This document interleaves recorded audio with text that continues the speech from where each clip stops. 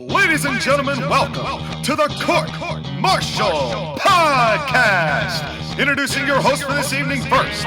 He is the host with the most from the West Coast, the Bay Area Brawler, Skylar Greenberg. And his partner, he has colonized, energized, and revolutionized the podcasting wrestling world today. Your Colonial champion, Sean McCarty.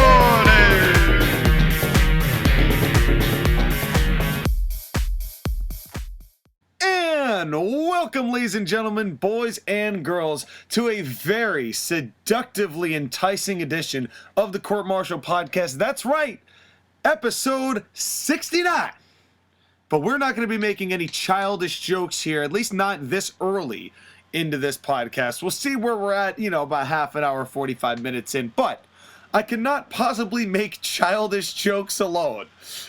And with me to do that, and also to have some great discussion about some fantastic pro wrestling, we have, as always, the man of the hour, the man with the power, too sweet to be sour. He's a man who still does not quite understand that sharks belong in the water and not on the ice. The Bay Area Brawler himself, Skylar Greenberg. Welcome back, sir. I take resentment at that fact because they do belong on the ice. Even if they played horribly this season, I still believe in them. Well, in all fairness, as of the time of recording, my team could have been eliminated by we'll see what team that is named after a piece of property that is not actually an island. Oh, okay. There are some people who are in Long Island, and they will take offense to what you have just said. I'm sure they will, and I'm sure that they will have every room to talk smack, because I'm sure that they won the game. But this is not about hockey. Hold on. Before we begin, though, we do have something I do want to say real quickly. Please do. Josh Agedin, I hate you. Oh, this past week, I've been talking to the lawyers of the Keebler Elves Union, and I've had to make a lot of settlements and their deaths. Yeah, they Josh again. They weren't happy. Josh again. Let me tell you right now, you're not having another monster for at least a week. If only you had control of that. I had to sell half of my Sharks merchandise in order to make up the payments. You owe me a bunch of merchandise, you know that? Yeah, but that was like what, $50? My Joe Thornton autographed hockey puck is worth more than $50, you troll. We're in rare form here, ladies and gentlemen. We're having a good time, but please support your local editing team. Our Keebler Elves, we've had to go through a lot of just unspeakable paperwork and red tape and trauma therapy and all sorts of things. We have got a new team on staff at the ready the next time Josh again decides to make some sort of disgusting move at our editing team. But we are here to not talk about editing so much as we are to talk about actually quite a number of things, because it's right around that time. Roll that intro, baby.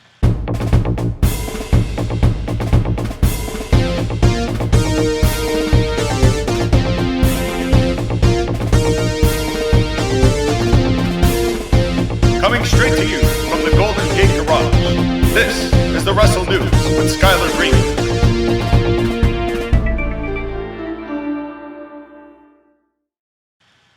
That is right, ladies and gentlemen. It is the news of the week, brought to you by the Bay Area Brawler, Skylar Greenberg, at your service. And Sean, my man, we have a lot to discuss in professional wrestling. Yeah, a lot's been going down lately. And actually, we're not going to start in Sanford, Connecticut. We're not going to start in Florida. We're going to start in Chicago. And Chicago's favorite son, CM Punk. Okay. All right. What does CM Punk have to say this time around? Because he's always got something good to say. Now, as many of you know, CM Punk is a former professional wrestler, and at a very high level, too. So his opinion carries a lot of weight in the community.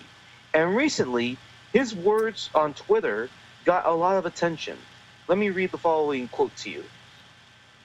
This is in reference to the current state of WWE. Yep. It's like a movie with a blockbuster budget and cast, but if it's written by creatively bankrupt nincompoops, specifically for an audience of one, in a language nobody understands anymore, it's trash. But people watch it because they like movies. Well, it's really, really hard to argue that point. I mean, How many people do you know, as far as like WWEites, who the only reason they're watching is because that's what they've done for the past 15, 20 years? That's professional wrestling fans in general. Yeah. There are some people you are not going to be able to get off no matter what. Yeah. The problem is that they've killed their audience so far with this nonsensical bullshit. I mean, I was gonna say they've done a pretty good job of running off pretty much everybody except the diehards at this point. if freaking zombies will not run you off, then my God, I have no hope for you. There's a reason I didn't watch that match, folks. I mean, it was bad enough watching Stadium Stampede. That was bad, but I would say the zombies were worse as far as like what the message that was sent in that. I mean, they're both really ruining pro wrestling in general because neither of them are even recognizable as pro wrestling. I don't but think. At least with the Stadium Stampede, even though it was an attempt to jack themselves off, at least it was a self-contained story. That zombie match at Backlash between The Miz and Damian Priest was a movie promo for a Dave Bautista movie that they got $1 million for. That was on Netflix, by the way. I don't even think that wasn't even. Well, I mean, theater releases are kind of tough now. Just even though the pandemic is kind of winding down, at least in my neck of the woods. Theaters are still a little touch and go there. But in any event, from what I've heard, that movie was not that good. It is currently at 42% on Rotten Tomatoes and has gotten 5 out of 10. So was it really worth it, WWE? Well, according to the $1 million that you have, yes, it was. But this is also the same company that had no qualms about dealing with Saudi Arabia, even though they were basically held hostage. And, they don't care. The WWE has not cared about any sort of moral barricade. Vince McMahon has never cared about smashing through that moral barricade to do and get what he has long sought after. So I'm really not that surprised, to be honest with you. It's a shame that they do this, but it's just kind of bringing this back to CM Punk. But you look back to that pipe bomb, and every single day those words get finer and finer and finer. And that's why I think Punk has such a respected opinion on pro wrestling as he does. Because, admittedly, I don't like CM Punk. As a person, I think, well, he is a punk. Yeah. Ambivalent. But when he's right, he's right. Yeah. And that promo ages like fine wine. Yeah. Especially the line, I'm just a spoke on the wheel, and Vince McMahon will make money despite himself. Yeah. Despite being surrounded by glad, happy yes men like John Laurinaitis. Yeah, and John Laurinaitis is a good segue into more of the shenanigans that have been happening in the past just in the past week that we have been around. Yeah, with all the talent releases and all the other bullshit. Now, CM Punk did have one compliment about something in WWE that's currently happening. And his compliment was on Roman Reigns. And that everything Roman Reigns does is perfect. His wrestling, his storytelling, his feuds, despite the creativity trying to ruin him. Yeah. Yeah, Roman Reigns has really made lemonade out of the lemons that he's been given in some respects. But truthfully, this tribal chief run was exactly what so many people said that he needed so long ago. And how right we all were that this was in him. If only... Can you imagine the kind of money that Roman Reigns would have drawn at this point if they had turned him in, 2014? No. He would be making... They actually might be turning not just a profit from all of these network deals, but even maybe from a wrestler, which I know is few and far between these days. No, I don't think so, because he was still really green at that point. And he couldn't have the match that he has now. I think maybe 2018 or 2017, but 2014 is way too early for him. But well, ideally, he would not have been put on television in that prominent a role in the first place. I mean, at least as a singles competitor. Because he was fine with the Shield, but he got really exposed when he just immediately became the guy. it wasn't so much that he became the guy, but that he was pushed as the guy. Yeah, exactly. Which and people CM Punk were in not his ready acknowledgement said that maybe it was for the best that they waited so long because Roman Reigns probably was not ready until last year to have this type of heel turn. Well, he couldn't have done it when he was fighting cancer. So that would have inevitably turned him back babyface, I suppose. But I feel like you could have tried some level of heel with Roman Reigns prior to this moment. Even if the Tribal Chief thing itself didn't come until now, I feel like there was still room there for that. Because I think it still would have added depth, and I think he would have... I still think that he could have actually drawn actual money for WWE had they actually at least tapped into more of this smarminess first. Because I think that would have just given him the character that it felt like he lacked so much in the Suffer and Succotash days.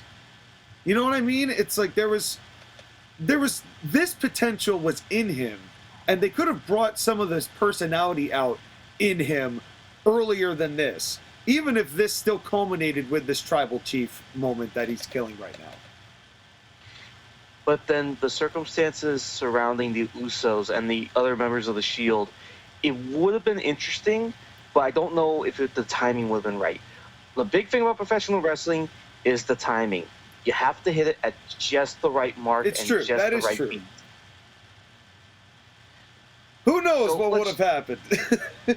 So let's, and again, it's nice of CM Punk to give praise to Roman Reigns when he absolutely deserves it. Which he deserves. Because Roman Reigns is one of the only things that makes WWE watchable. Yeah, 100%. 100%. Now, let's dip into a little fun news story, shouldn't we? Okay, let's do it. So, apparently, WWE had an issue with someone stealing stuff from their shows. Yeah, so I've heard. So apparently some dude, we don't know his name, we only have some grainy pictures from security cameras, but apparently a police report was filed with the local police department in Florida at the Youngblood Center where WWE is doing their shows, and someone apparently stole a bag of merchandise and what appears to be a championship belt resembling the United States Championship from WWE. I wonder if this is the same guy who stole the AEW Championship out of Jericho's car. I'm just wondering if you and me just talked about him last week. I'm wondering if it's Nick Gage. Oh, could you imagine? Could you imagine if Nick Gage was the guy who they ended up doing? I mean, he was maskless, but then again, there's a lot of maskless people in Florida, so. Just think about this. Florida man steals championship wrestling belt from WWE. Yeah, that sounds about right. You know, there's going to be a portion of our audience that's like, yeah, that's not even news. It's what happens. You know, I think that we're going to get some people who think we're grasping at straws for news stories here, but I do find this hysterically funny. Well, this is a very small tidbit that I just found funny. I'm just like, of course WWE has a championship belt stolen. Have they gotten it back? Florida. Do we know if they've finally found this guy? No, there's no word yet on finding him, but apparently if he is caught, this is grand theft because that championship belt is apparently $2,000 in value. So the current United States champion is still at large. It was R-Truth thinking it was the 24/7 championship. Well, let me tell you right now, it's a shameful thing, lobster head, because Sheamus is going to kick his head off. Yeah, this is, yeah. Okay, I think I've spent enough time in WWE. Damn it. Don't you think? Good luck finding the belt, boys. Hopefully they get that belt back. Hope you get it back. That's a lot of money. Yeah. And especially because that's another thing too. That's a newly designed United States Championship belt. That thing is probably worth a decent pretty penny. Well, hopefully they'll have actual rivets in it. I think they did give up on the actual Velcro idea. I think too many people critiqued it. Because I think they've gone back to snaps, and thank God. Because really, that look was so, we're a toy company. And speaking of, we're a toy company, AEW. Oh, boy. And the man with the action figures. Yes. And one of his action figures broke on the first time he played with it. It's Lio Rush's retirement. Yeah, Apparently, this is a weird story. So apparently he picked up an injury at Double or Nothing, and you watched that show. Did you see at any point where he would have gotten injured? He wasn't in the match very long. I probably when he got dumped out, honestly. He got dumped out pretty hard. And you think it happened with his elimination? it definitely could have. I mean, it's a little it's too far back for me to remember exactly what he did. I mean, it was quick. It was like in and out, but I genuinely don't think that he was injured and that's why he was eliminated. I think that he was in there for as long as he was supposed to be in there. But I don't know where this injury could have occurred. Probably his elimination, but with AEW, it could have been anywhere. It could have been on the way to the ring. It could have been as he was leaving. But that's another thing, too, with Lio Rush. Is just like, he's too small. People were not that excited to see him as the Joker, and he was a really farting church Joker in that Casino Battle Royale, because I was expecting something else. Anything else but Lio Rush. Lio Rush, I'm like, okay. And dressed up like Dominic Mysterio for whatever reason. And for no reason. And that was Lio Rush. He was in a hurry. He must be Russian. But that's the other thing too about AEW. It's like you could have had anyone be the person that was. It's reckless. I don't know. It's just reckless. It's like the AEW is just complete disregard for everything that you could possibly want to have in a pro wrestling company. Storylines, that's one thing you could say, but the match formats, the disregard for the order of like respecting moves, there's no respect to that, and there's no respect for safety. Otherwise, they wouldn't be battling all these injuries all the time. Exactly. It's just like every other month we hear about a serious injury a wrestler has from AEW. I mean, in the last month we have Orange Cassidy's concussion. Yep. We had Ricky Stark's neck fracture. Yep. The Lio Rush injury. Yep. The injury to every other wrestler on their Dark show.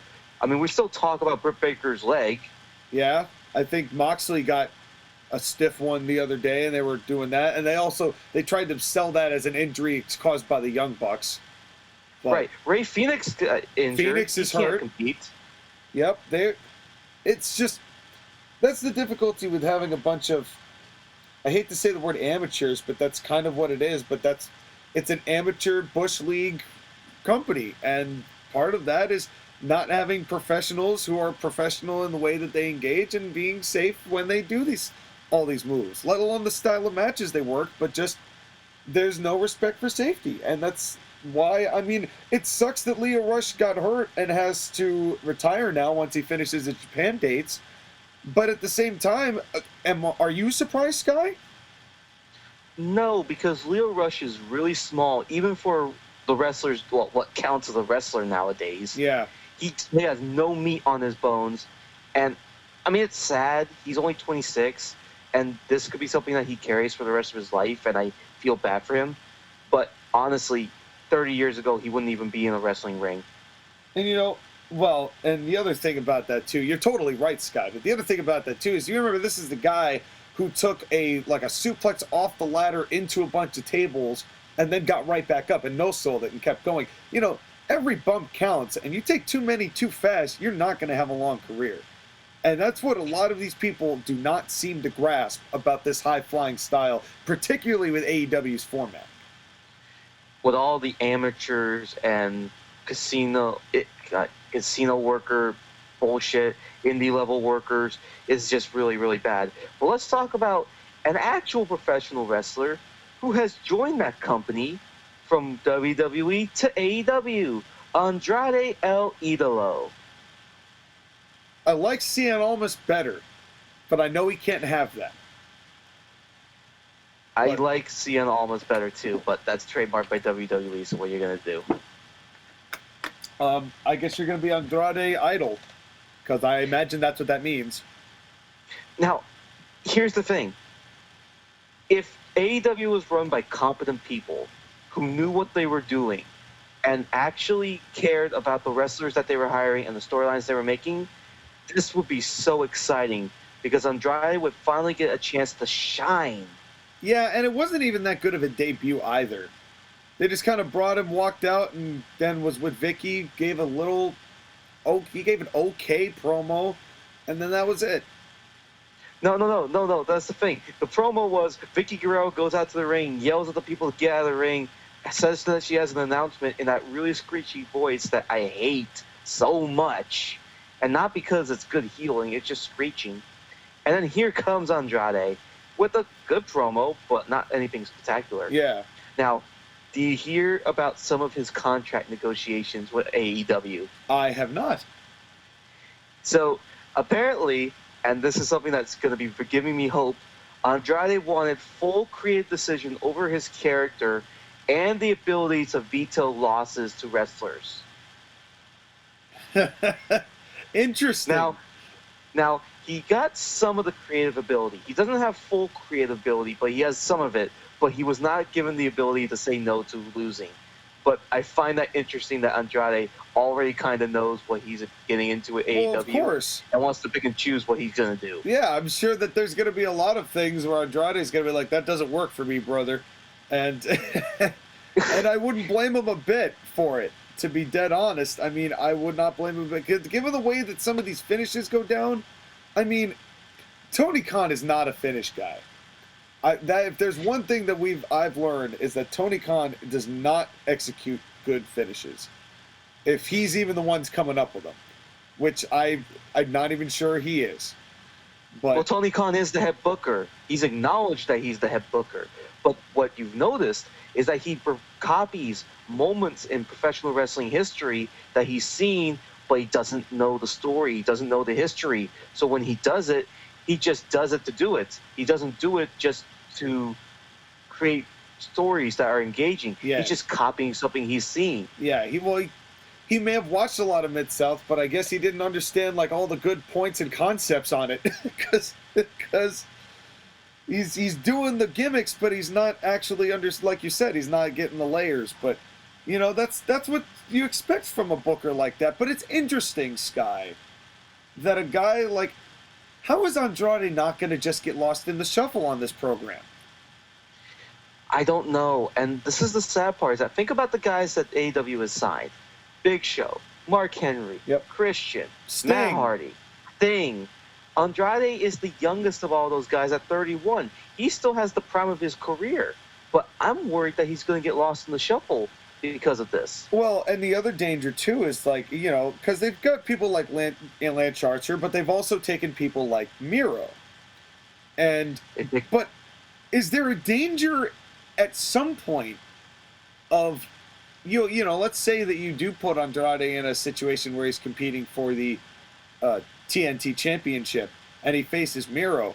How many people then go, well, this is just the WWE match? Exactly. You got John Moxley running around. You got Chris Jericho running around.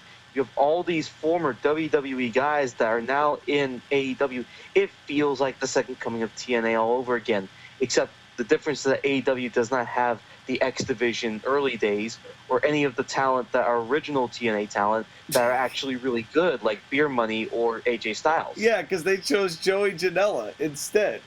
And they chose fucking Kenny Omega Kip and the Sabian. Young Bucks. And that was... But that's, you know, this is what they never were interested, I don't think AEW was, in pro wrestling or they branded. I think they wanted to present their product, their entertainment, not their wrestling, but their entertainment. And I just don't really like their brand of entertainment. It's just not, and sadly, no matter how many people they bring in, the format is going to kill the reputations of these guys. And sadly, I'm afraid that that's going to happen to Andrade as well, even though the intentions were good, jumping ship, quote unquote. It's one of the dangers of jumping ship is that you're leaving one place to go to another, and it's not a guarantee you're going to succeed. But then it's so tempting because so many have jumped ship and have gotten so much greater things because of it. Well, and in Tony Khan's case, he's got guaranteed money coming their way, so it's like, why wouldn't they just take a big paycheck? But this is a good way to transition and perhaps jump the ship from this one, which is sinking, into a fresh ship, a dinghy, if it will, of jumping ship in pro wrestling. Because we've gotten several different quote-unquote wars over the years, as far as the Monday Night Wars with WCW and WWE. And even though it's not really a war, but we've got multiple companies really vying for people, WWE and AEW now. And we, of course, have a lot of, and even back in the day of WWE and TNA when a lot of people showed up, and we'll talk about all of those. But let's just talk about the importance of a big move like that. What it can do for your business if you're able to grab somebody big from somewhere else and have them become a name in your company. What does it do for a business? Of course, in order to understand the concept of jumping the ship, we have to go back in time. So back in the days of the territories, around the 60s, 70s, and 80s, let's start there. A lot of the territories would share wrestlers and share workers. Yep. You would work in a territory for a set amount of time, then you would move on to the next territory, then the next territory, and then maybe you would come back to the original territory you were from. And the whole idea... Either when you got stale or when you got yourself in trouble and then they told you go learn a new hold and come back in 6 months. When you when you had to be run off or whether you were just kayfabe run off. Whatever happens, happens. Whatever happened, the wild world of the territories. But the whole model of professional wrestling in the territory days was that cycle of fresh new talent goes to different areas, and because they're not exposed to new areas, they can get new ideas, new experiences, and more importantly, work in front of new crowds and see what works and see what doesn't. Yep. And then when you got stale, you moved on to the next area. But the concept of jumping ship was not existent because professional wrestling companies knew they needed to work with each other in order to survive. Yes. But this all changed when someone in Sanford, Connecticut named Vincent Kennedy McMahon decided, fuck you, I want all the stars, and signed every wrestler he could from the territory that would potentially become his guys.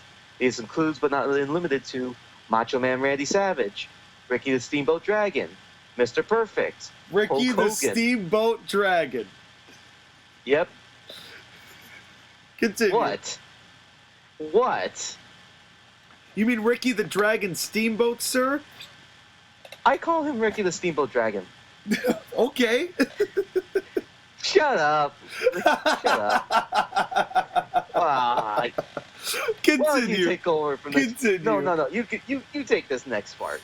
Well, the point is that WWE and Vince McMahon started this trend of taking wrestlers from other companies and using them for himself in the 80s specifically. And signing those exclusive contracts was big. Because that was you obviously, when you did these contracts, whether they were handshake deals or not, a lot of the territories ended up being handshake deals. But, when Vince started really locking down contracts in the 80s, in the mid-80s, that suddenly changed how people signed wrestlers and worked with wrestlers. And then, of course, when Crockett had, with the WCW, as it were, until it finally became WCW when Turner bought it in 1989, or 88, I'm sorry. And, but when Turner finally bought it and signed all these contracts, but they weren't these blank checkbook contracts that they would end up being when Bischoff finally took over after Hart had pretty much left it for dead, barely pulsing. And then part of that was also them trying to just copy WWE, but doing things like the Ding Dongs, and that was not what the WCW fans wanted. So then Bischoff kicks over and gets Ted Turner's blank checkbook and says, we need to start gobbling up wrestlers. And of course, this is at the time when WWF was pretty much running uncontested, had done its fair share to screw over Jim Crockett in that time. And then, of course, WCW shooting itself in the foot in the 90s kind of left the avenues open for Vince McMahon to kind of feel like the only game in town. And that ended up leaving the product in WWE to be a little bit stale, which is enough for Eric to come through and start buying wrestlers. And the first big jump, I don't even, can you consider it jumping ship? Because at that point, Hogan had left to go do movies. Do you think that's jumping ship? No, the big jump was getting Kevin Nash and Scott Hall. Right. I mean, Savage, well, you could make the argument of Savage and Luger before them. Well, yes, but really, the concept of jumping ship and doing something almost immediately on Impact was when the NWO was formed, but that all started with Kevin Nash and Scott Hall. Yeah, you know, it's sad to say, but, you know, Luger coming in was big because that was the same weekend, I think. That was like this, all of a sudden, he was, the last night that Luger wrestled was, I think, Sunday, and then Monday he was on Nitro, the very first Nitro, to shock everybody there. And that was surprising, and I think that did work because at the Mall of America, weirdly enough. That's still, to this day, have you seen bits of that episode, that first episode of Nitro? It's a weird place to do it. It's a weird setup. Yeah. And then Luger comes out in this big, like, pompadour shirt. That was also very odd. And the whole thing was weird. But as you say, Scott Hall walking through the crowd right after they had left, that was really the first time it started to feel like that could be a game changer for any wrestler. Right. And the big part about jumping the ship is that you're leaving one place to hopefully go somewhere else and do better. And jumping the ship doesn't necessarily have to be big. It can be small stuff that eventually becomes big, like when Austin left WCW to go to WWF. Right. Yeah, and that was, and you know, you didn't realize it at the time how monumental that was ended up going to be. Imagine if Austin had stayed in WCW, developed the Stone Cold character, and it would have been The Rock and Austin against each other on different shows instead of being on one show. I don't think Austin would have ever come up with the Stone Cold gimmick in WCW. To be honest with you, I don't think it would have ever developed because half of the reason he had that resentment in the first place was because Bischoff fired him over the telephone or faxed it to him or whatever it was.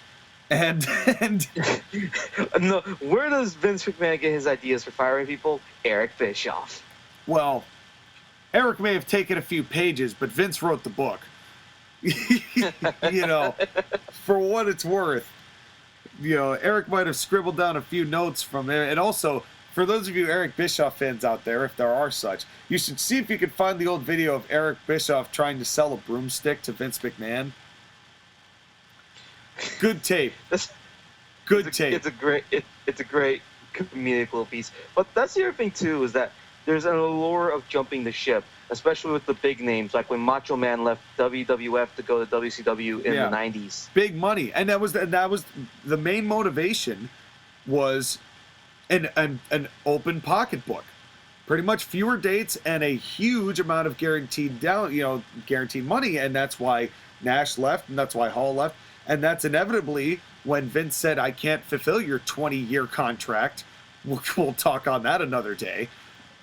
And that Get out, Bret Hart. I can't work with you anymore. And it inevitably became Bret had to go to WCW, but that was for money. A lot of it was the type of money that Ted Turner was willing to pay and Bischoff was willing to pay. And, you know, inevitably that ended up biting him in the butt, which is what I imagine is going to end up happening to Tony Khan here, especially if he's starting to give out creative control in writing. Now we're in an interesting position. We will see what happens here in AEW on that basis, but obviously the impact of jumping ship later on, going the other direction, the Radicals, Perry, Dean, Eddie, and Chris, that was huge. Jericho, speaking of big ones, Jericho's been involved in a number of them. Yes, he has, for good and bad. Well, we didn't know it was going to be as bad when he made the jump to AEW. Little did we know where that was headed. It was good at first. It was good at first. Jericho was great first champion. He was a great first champion, and then ever since he lost the title, he became a goof. Yep, he decided to join in on the games. And that instead of elevating everybody else to his level, he went down to their level. And that's one of the dangers of jumping the ship, is that for every success story like a Macho Man from WWF to WCW, you get an Ultimate Warrior from WWF to WCW. Or you get a Bret Hart from WWF to WCW. I mean, his WCW work, his match with Flair was good. Everything else was like, I would argue he didn't get the chance because of Goldberg kicking him too hard.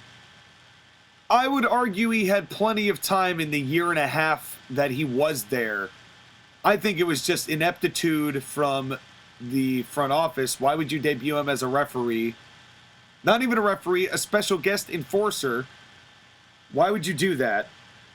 And then beyond that, and then aligning him with the NWO didn't help because that diluted him even further. And then just Bret Hart wasn't in it. He wasn't into the matches. He had a really drawn out, heart-wrenching, great match with Benoit as an Owen tribute. That was probably his best WCW match. But when his heart was not in it, it just was not good. And again, another part of the danger is that you may be getting damaged goods. Like, look at all the guys that TNA got from WWE and how the returns were really bad in some cases or really good in others, but most of the time you're getting guys who were just big financial burdens. Yeah, some worked, some didn't. I mean, I to this day defend the Main Event Mafia because the Main Event Mafia was a good example. It worked. I mean, I kind of thought that Nash was not necessary at all there. It was just because he had a staph infection the whole time, so he didn't do anything. He didn't even cut promos. He just kind of stood there going, I'm Kevin Nash, and I like money. And I'm Kevin Nash, and I'm big. Yeah, that was pretty much it. Kevin Nash, I'm big, and I like money. And that was his whole gimmick. And that was like, okay. Booker T, why they let him do a different accent every show is beyond me, but he has still had some good matches in TNA. I mean, we know Kurt Angle was one of the best acquisitions they ever had. Yeah, Angle is what a huge success story Kurt Angle was, even though he was going through personal struggles at the time, but he still got out of them. I mean, he still is where he is today. It's a shame that it ended the way it did, but still, at the time, what he was doing with TNA was terrific. And so it's always a risk. And then everybody always likes to say, oh, well, I was lured. Shawn Michaels, they said, how many stories he's told about, oh, I could have gone and I didn't go. and what do you think Shawn Michaels would have done in WCW, by the way? Just as a little side tangent. He would have joined the NWO. He would have been in it with Nash and Hall because they were his friends. I think. Can you imagine? Where do you think he would have landed when they decided to do the Wolfpack angle? If anything, I think he would have kicked Hulk Hogan out, and he would have been with Nash and Hall. Oh, could you imagine Shawn with the ego he had at that time trying to wrestle Hulk Hogan? But think about what happened in 2005. Imagine Shawn in the state he was in going up against Hulk Hogan in WCW. Now that would have been money. It would have been so bad, but so good, too. Oh, man, that would have been something. Well, thankfully, we did not have to bear that. But I guess the bottom line, Sky, jumping ship definitely has its advantages and its disadvantages. It does, and it's a cautionary tale. You can get very good grades. You could get also really bad stuff. It just depends on the roll of the dice, right? And it depends on the people who are in charge of what you're doing, because that makes a big difference as to what you're able to do and what you could have brought to the table as opposed to what you end up bringing to the table because of ineptitude in the office. Agreed. And I think it's time that we talk about a wrestler who did jump from one company to another. Well, actually, he was in a couple of interesting places, but he went to WWE eventually, but that's a really bad transition. No, but no, it's good because you know what? This man has done a lot of things, and he's going to be our spotlight later. Well, we'll have to do a full episode on this eventually, but this man has earned his moniker of the King, even though he was the King of Memphis. He traveled all over the world, including WWE when he came up, and then of course from WWE to ECW on a quick ship jump, which wasn't as much a jump ship as it was just the shock appearance. But little did we know that WWE was funding ECW at the time, so you can kind of call it jumping ship. But he had nowhere to go here in this matchup, because it is time for that special certain something. Roll the intro. What time is it? It's the fight, it's the brawl, it's the match of the week. It's tonight, watch along with the son of a beat. It's one fall, the down for the 1, 2, and 3. So don't stall, hang on to the edge of your seat. We got a punch and a flip and a powerbomb too. All the moves and the stars are all under review. See the baby face cheered and the heels get heat. This is wrestling at its peak. It's the match of the week.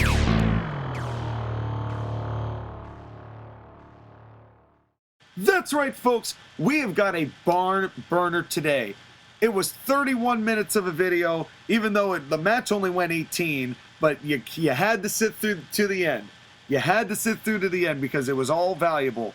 It is Jerry Lawler going up against Austin Idol in a hair versus hair match at the Mid-South Coliseum in April 27th of 1987. And I hear, Sky, that you have some context behind this match. Yes, we do. So, this is in American Wrestling Association, led by Vern Gagne. Yes, Vern. And what was happening was that we were in the late 80s, and the AWA was struggling. So they decided to do an alliance with Continental Wrestling Association, or CWA, and Jerry Jarrett, and brought over Jerry Jarrett's biggest star, the King, Jerry the King Lawler.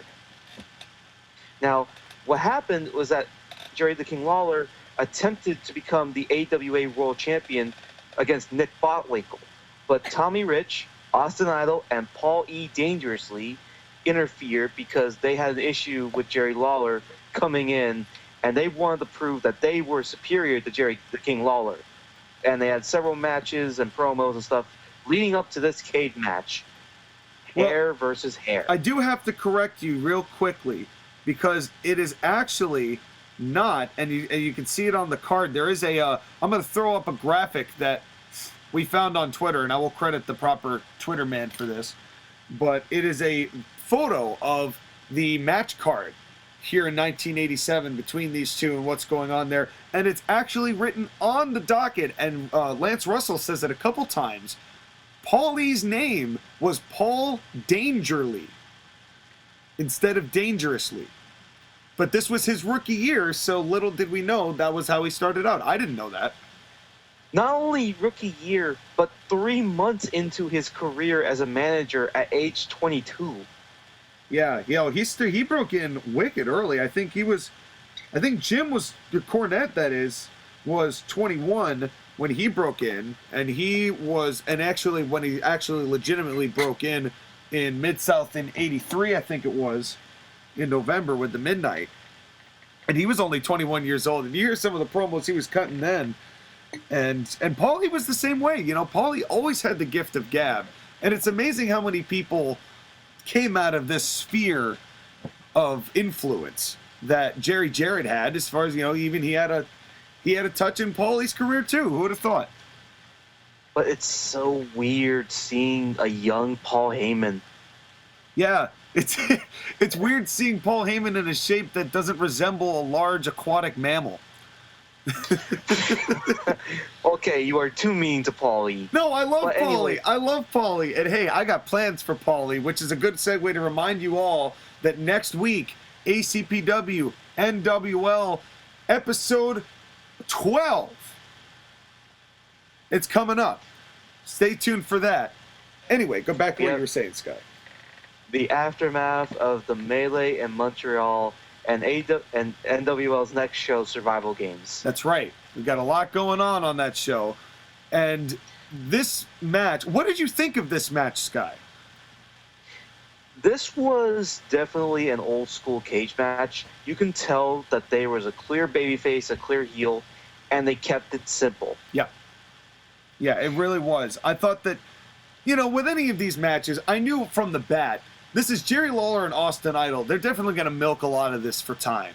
because they knew they had a good crowd for this. And this I'm not sure if this sold out the Mid-South Coliseum, but it sure looks pretty packed to me.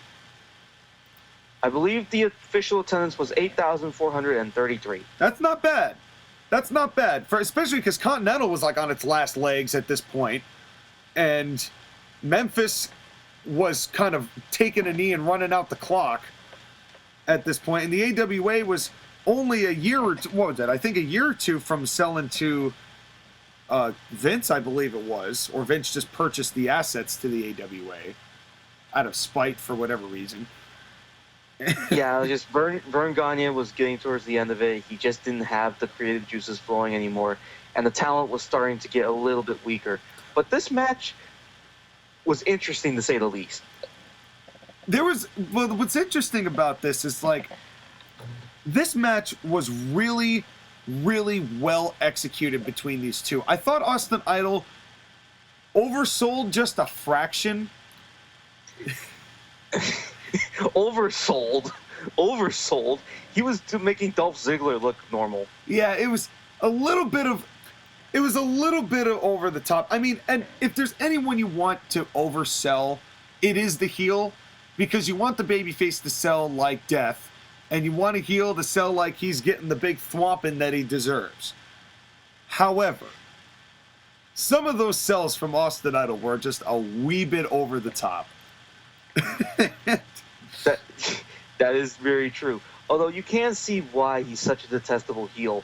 The promo he cuts before the match, his constant playing to the crowd, and the way he worked with Jerry the King Lawler as the heel, getting the advantage by taking a roll of dimes in between his trunks and hitting him, which in a cage match isn't illegal, but it's still not right. And you notice that he did actually, at least the first time, divert that away from the referee's attention. And this poor referee, we'll talk about him in a minute.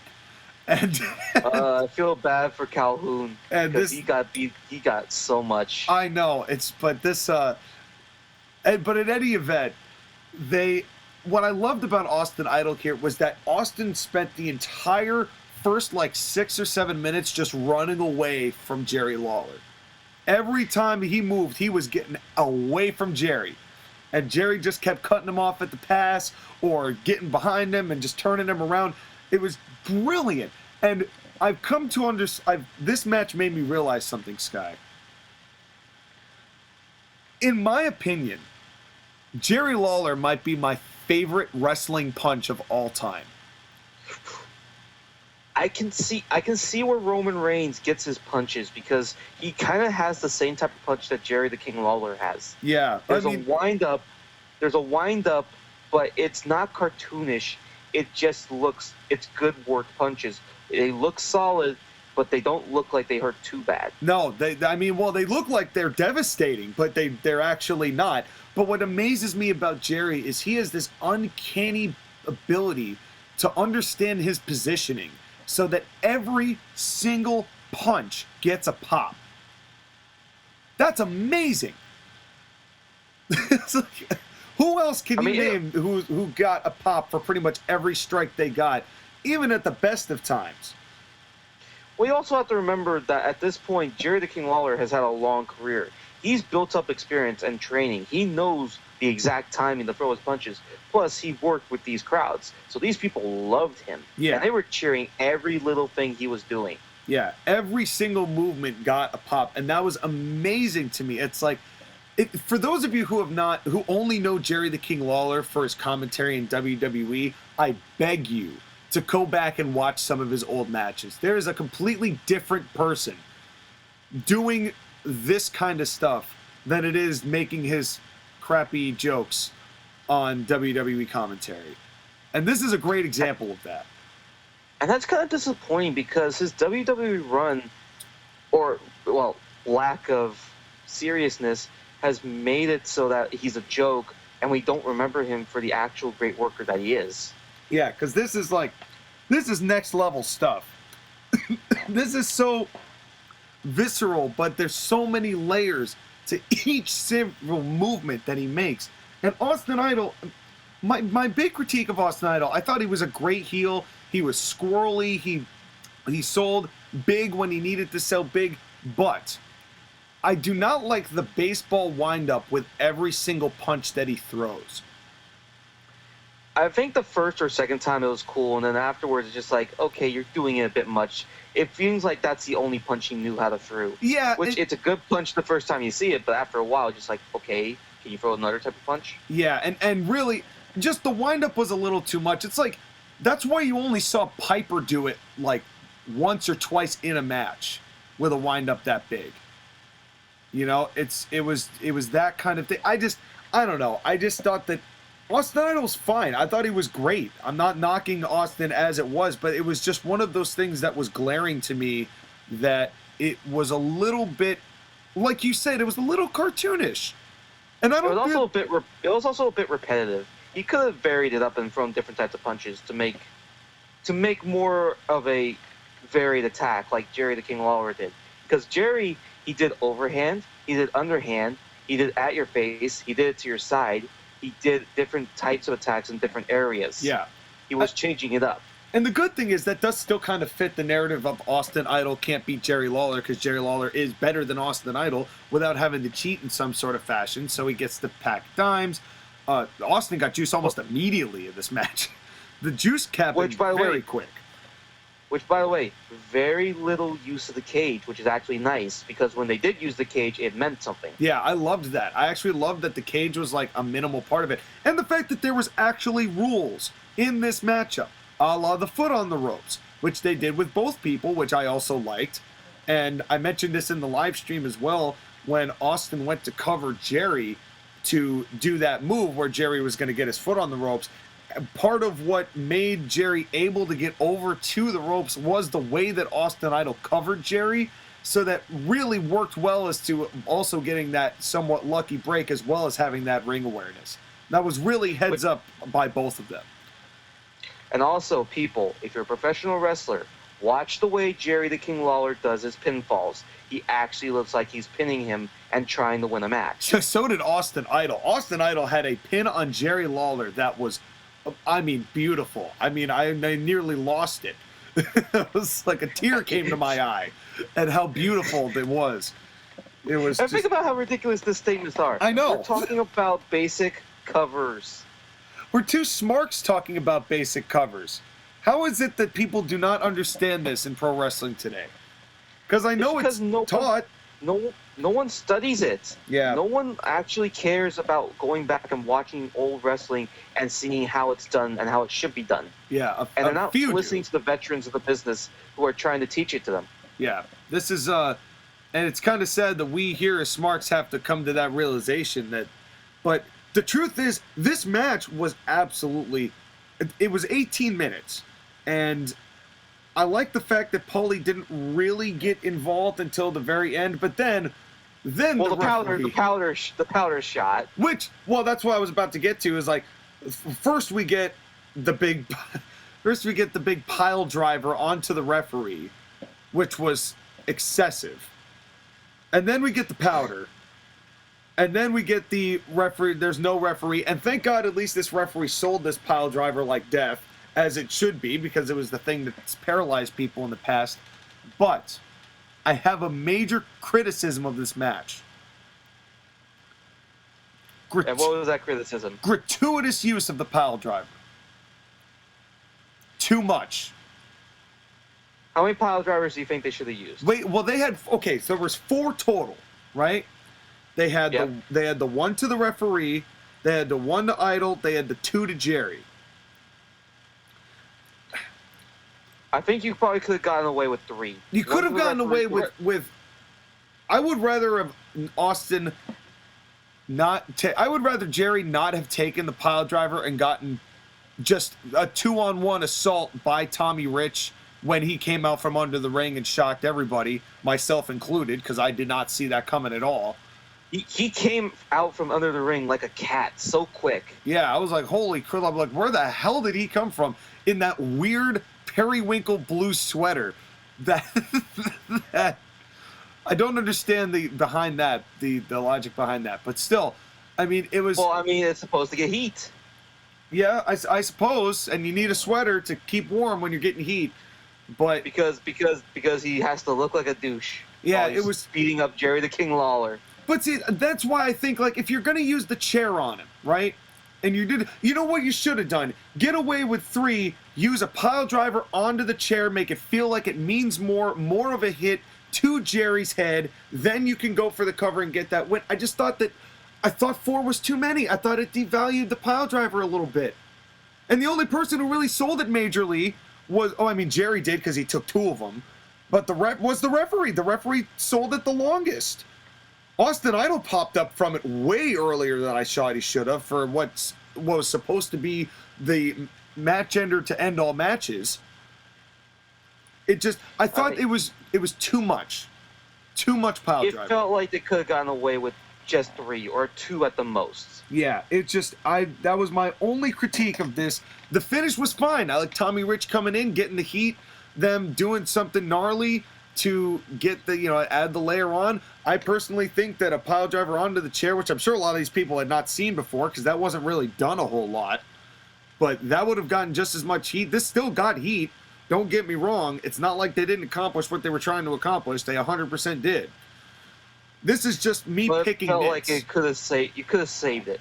Yeah, and then the cover 1, 2, 3, and that was and then of course they get the key from the pocket of the referee so Paulie can come in and celebrate. And did you notice that the second Paulie got in the ring, security just swarmed that door?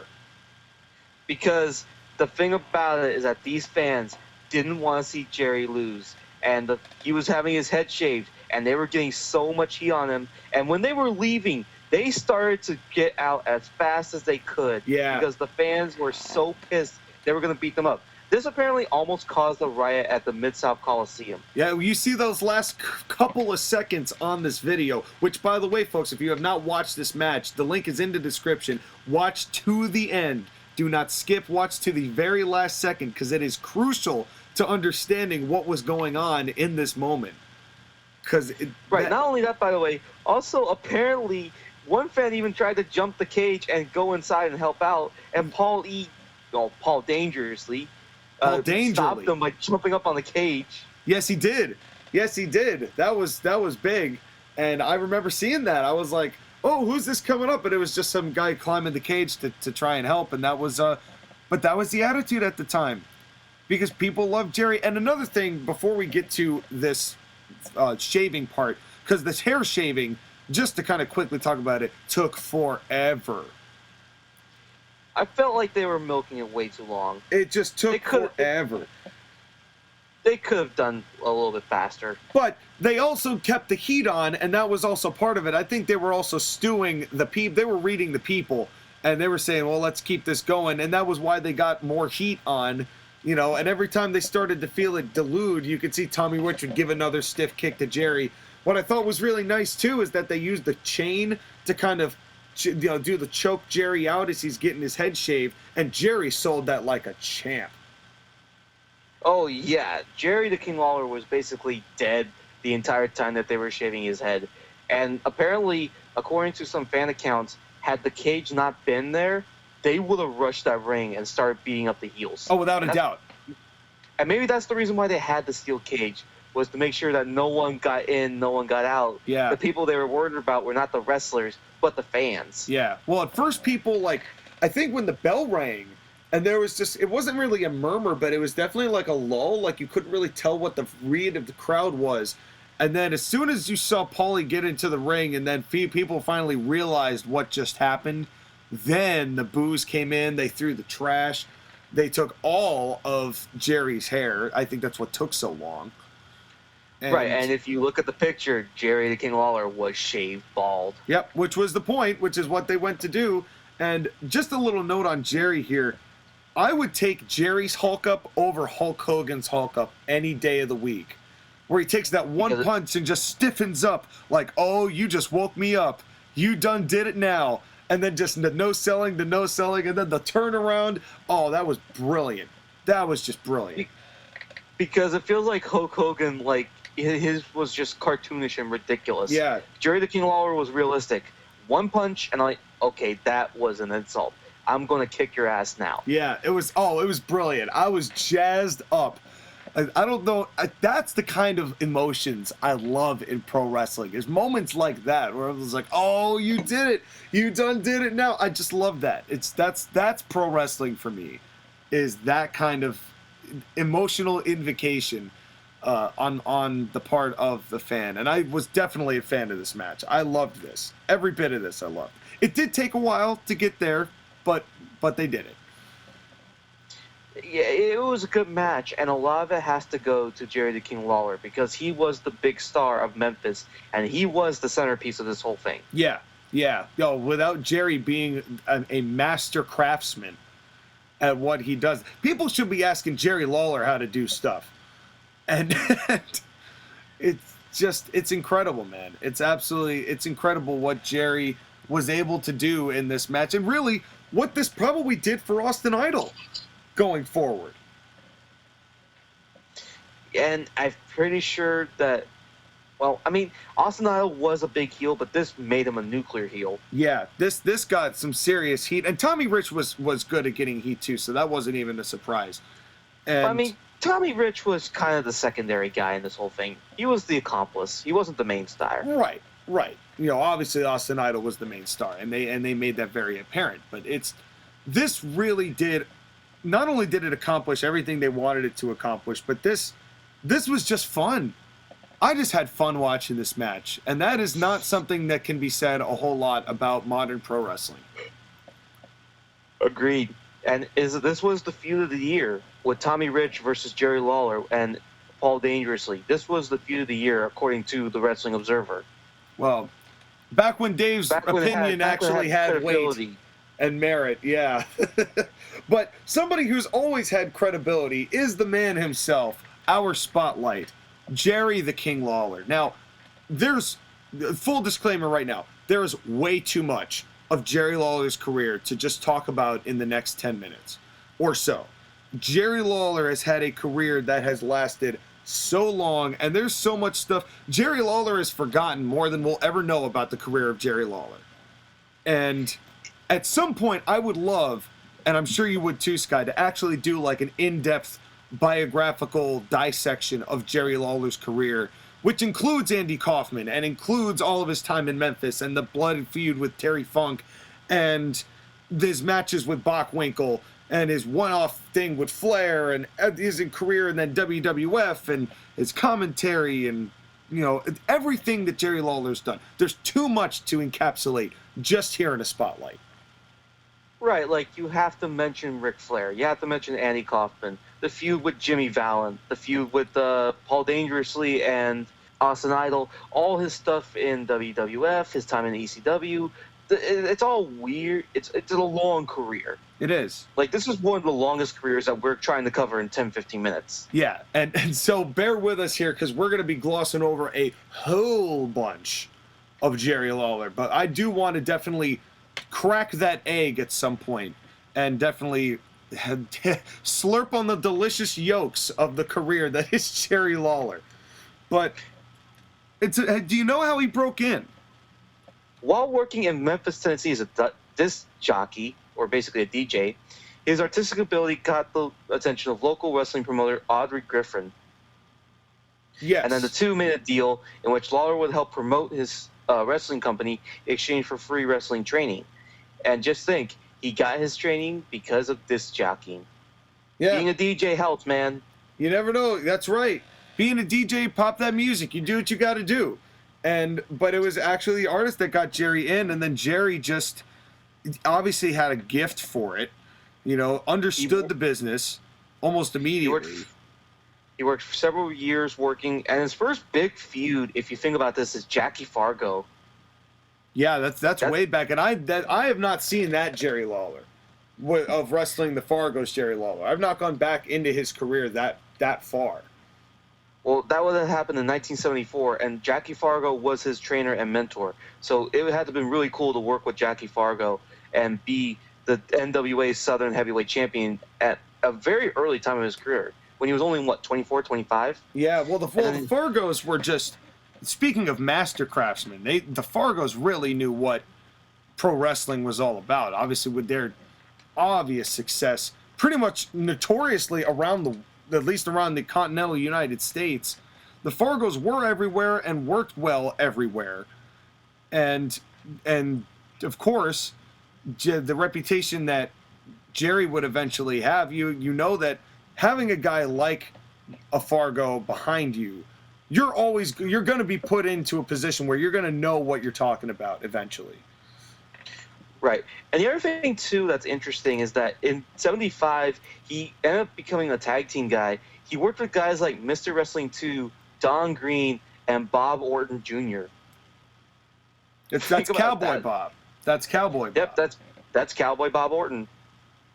So think about the guys that he tagged with in 75. Those are some interesting tag team partners. Yeah, and I'd love to see Wrestling 2 in the 70s, because the only Wrestling 2 I've really seen was him and TA in the 80s in Mid-South. So you have to imagine, and a lot of that tape, it's hard to find.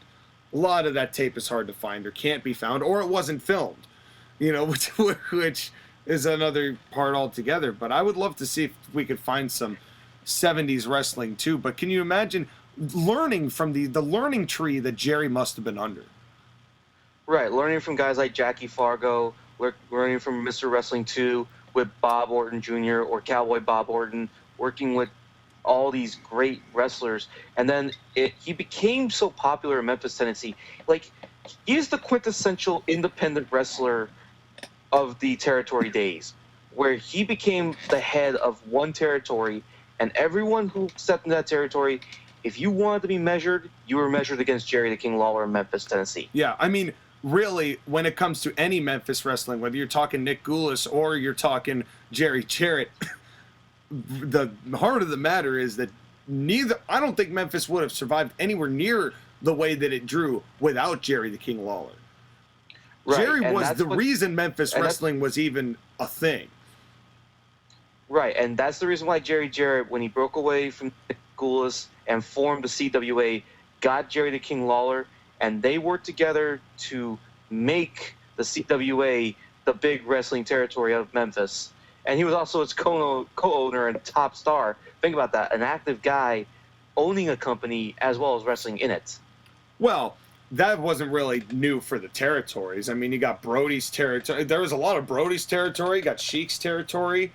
That happened. Vern. I mean, Vern's whole philosophy, as we were mentioning a little bit earlier, was let's just have the AWA age out, and so we all turned into powder.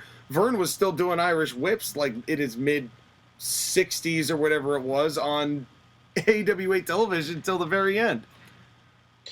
Right. Well, I mean, Vern Gagne's a crazy man, and he's another guy that we should eventually do a spotlight on, because he's had a wonderful career. Love to talk about Vern.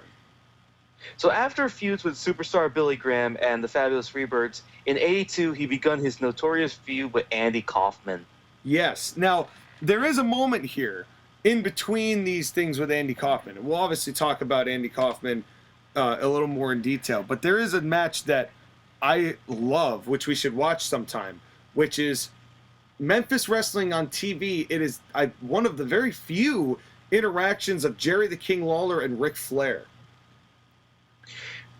I know, and you've talked about in the past where apparently the reason why Ric Flair couldn't be in Memphis for that long was because he was the NWA champion and he was touring. Well, but they started a feud, and then they kind of had to end it, and then... Well, they pretty much had to sweep it under the rug, because not only was Flair touring as NWA champion, but Bockwinkel was also coming into Memphis. So, and because Bockwinkel was coming in, and he ended up having... I arguably could have had better matches with him, and because Jerry and Bockwinkel had a hell of a chemistry. And what was interesting about this moment, in this particular, I think it was like August 12th or August 14th of '82, this exact night was also the night that Jerry Jarrett asked Jim Cornette if he wanted to enter the wrestling business. If he asked Jim Cornette if he wanted to be a manager, and what an interesting night in professional wrestling that is. Yeah, and it's a very interesting spot. It's a very interesting moment, because it's a 5-minute match. It goes to a draw because Flair couldn't beat Jerry in 5 minutes. Flair asks for 5 more minutes, and then gets himself, I think, disqualified or counted, or I think it might be a count out. And then there's some arguing back and forth. Jimmy Hart cuts a heel promo, and then they agree that they're going to meet again, but they never meet again, and it's never talked about again. What a weird day in history, but it's fascinating just how many of those kind of moments Jerry was in, a la Andy Kaufman.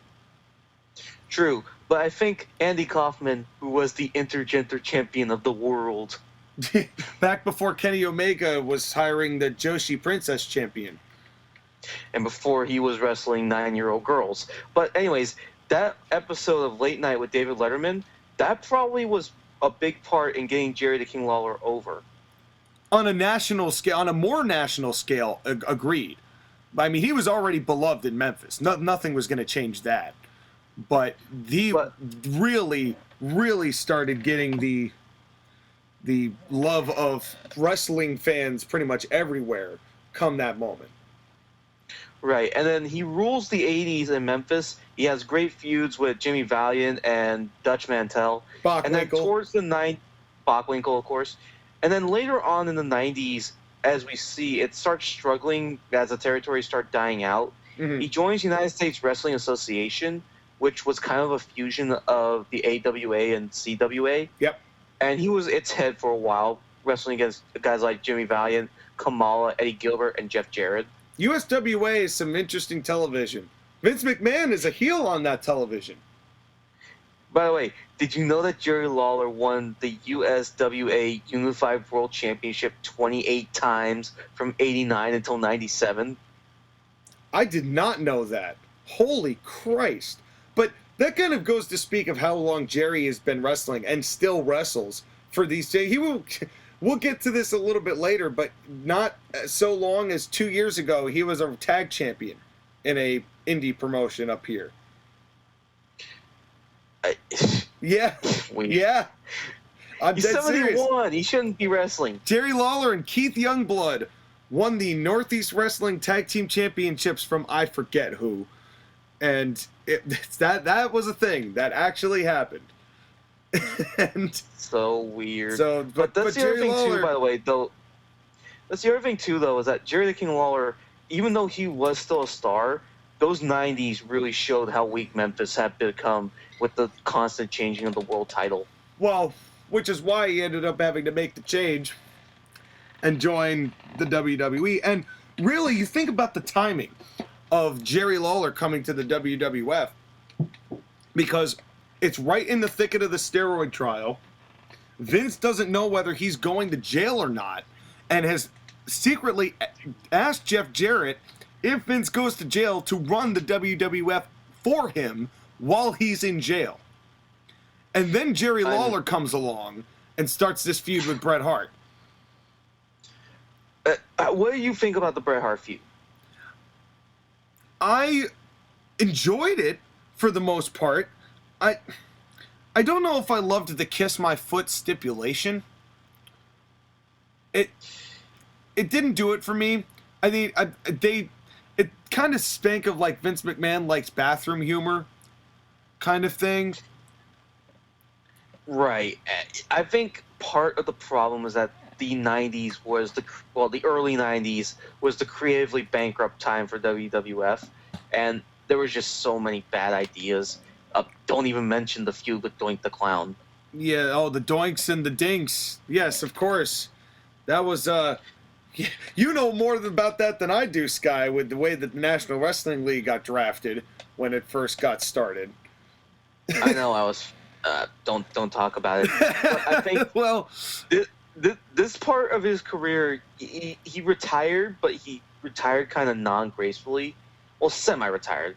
Yeah. But then he becomes a commentator and with JR and becomes arguably one half of the most legendary commentary team in all time. He was, honestly, it was ridiculous, but I loved King. I loved King on commentary. It wasn't until a good chunk later, pretty much once he left JR's side, that I thought the King really started deteriorating on commentary. I thought he was doing fine up to that point. Although I will say, watching back his Attitude Era stuff with the female audience it's cringy. and the female Totally wrestlers cringy. was cringy as hell. Totally cringy. I give it a pass because it was just the flavor of the time. So, I know, I totally get it. I totally get it. Just some of these things don't age well, but you got to remember that it was the flavor of the time. We can't judge it by 2021 standards when it was a different standard that was held. You know, it's like you got to know about these things, even if we necessarily now are like that's not cool. History is what history is. Which is why I hate the idea of NBC filtering out all of the stuff they don't like, by the way. I know. But that's another thing, too, though, is that Jerry the King Lawler and Jim Ross, such chemistry between those two. What made those two work? I think pretty much JR is the penultimate straight man. You know, he's the perfect guy. And by straight, by the way, for those, calm down, everybody. But what I mean by straight man, it's an improv term, which means the guy who's just being the level-headed, rational one, who's just trying to show athletic competition and like the guy who's not making the crazy jokes, the Gorilla Monsoon going, will you stop? That's what I mean by that. Don't get confused. But he's so good at being that guy. And King was so good at being the over the wall, off the top, you know, lewd man who was inappropriate, and JR often called him out on his inappropriateness. True, but it was when the time got serious and they needed to call the match, Jerry the King Lawler got serious and called the match with the emotion that you needed for it. Yeah, energy. I think that was a big part of it. They both had the right energy at the right times in the right situations, and that was something that Jerry lost the longer that he was on the commentary team. Especially once he started working with Michael Cole. Yeah, I mean, in all fairness, it was fine at first. Oh, it was fine. As it kept going, it got more and more and more insufferable. Especially that whole thing with heel Cole and that feud between the two of them. That was when I stopped watching. I couldn't stomach Michael Cole on commentary at that point. I couldn't do it. But in all fairness to those two in the Attitude Era, from one of the 700 times that JR got fired, those two in the Attitude Era were also fine. Because Cole had a lot of energy at that time, and King was very, very, very energetic at the time. So that worked. Their stuff in 08 was fine. And then Michael Cole started getting more manufactured, and I think Jerry started getting more manufactured, and then Jerry's energy just waned from there. Yep, and 2011 and 2012 were just really bad times when we had to deal with heel Cole. And the thing with I'll never forget this. There was one time, it was a 3-man booth. I think it had to have been Cole, JBL, and King. It has to be. But there's a spot that goes on. I can't even tell you what it was. I don't even know what the match was. But it was a table spot, right? They go through the table. And everybody jumps back. Michael Cole allegedly loses his headset. JBL, I think, loses his headset. And the only words that are said are from King, who's just standing there, looks down, looks up, and goes, "Come on." I'm like, the old King would have lost his mind.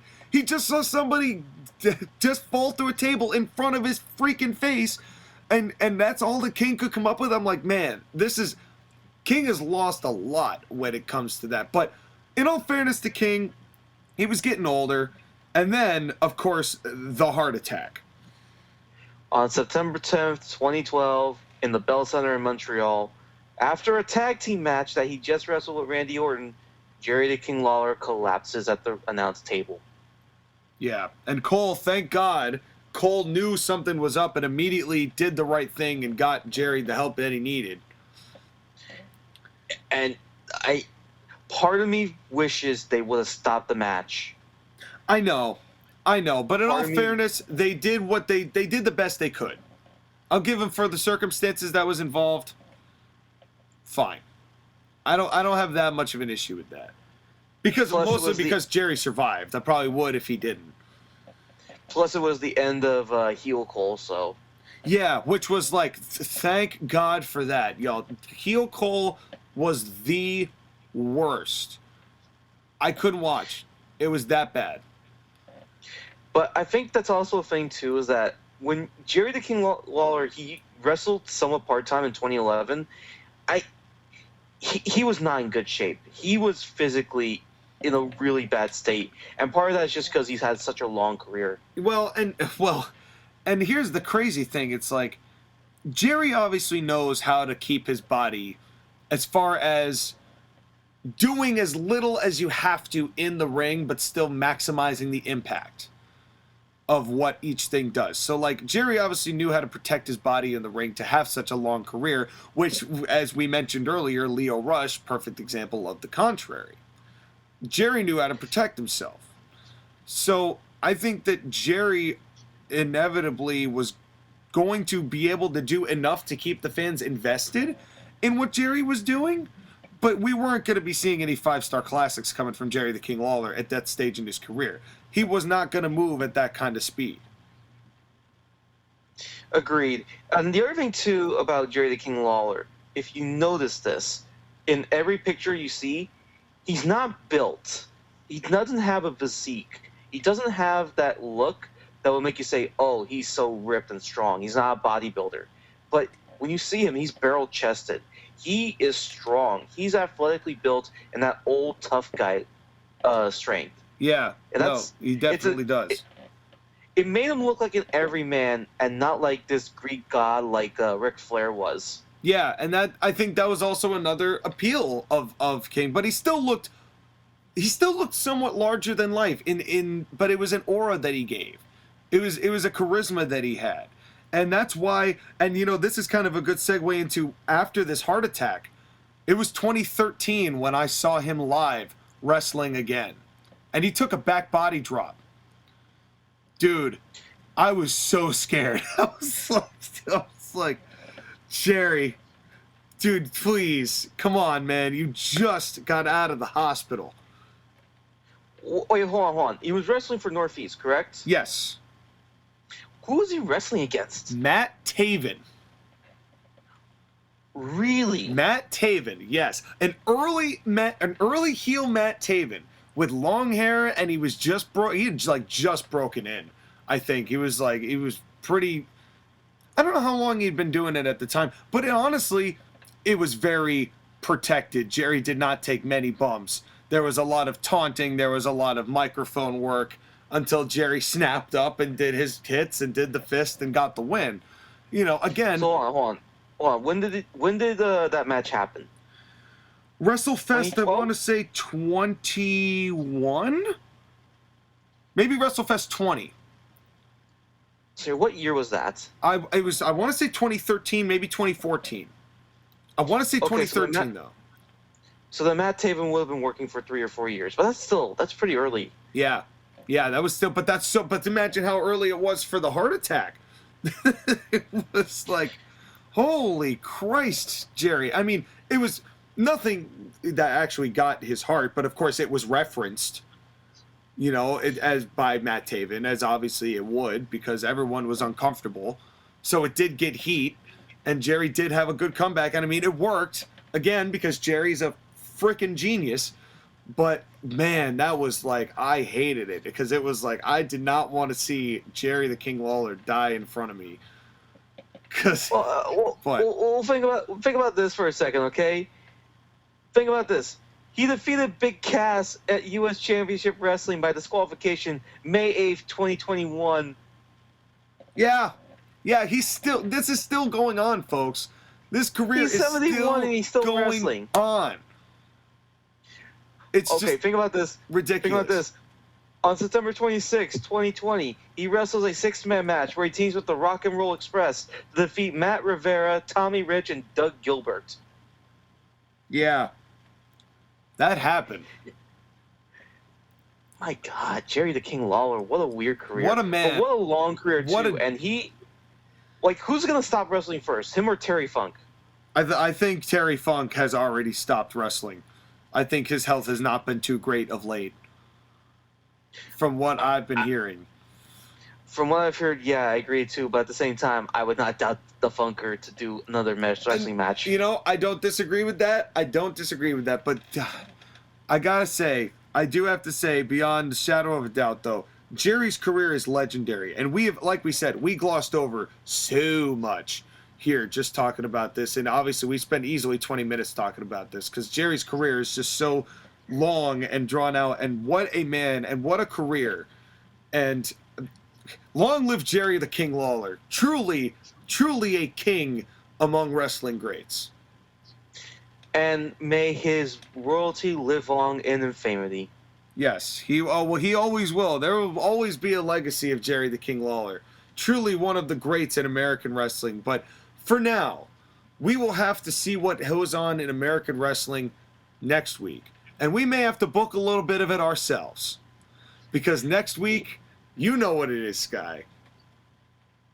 We have seen a lot of bad wrestling over the past few months, and it has inspired me to book even better shows than current American wrestling has right now. And Sean, I'm looking forward to seeing the aftermath of Melee in Montreal. Well, and in the same vein, we've seen a lot of bad wrestling, but we just saw a great match, and we saw some pretty darn good wrestling. And that has inspired me to want to create a little bit of the same. So I am also looking forward to the way that Survival Games is going to go down in National Wrestling League. I'm sure it's going to be a barn burner of an occasion. But until that time, we have to take our first commercial break. When we come back, another Match of the Week live stream. I'm sure it's going to be another fun one. Sky, I will see you next week, my man. I will see you next week, and I will see all of you after I talk to the Keeler Elves Union. That's right. And as Sky continues to fix our PR nightmare, we will be right back right after this.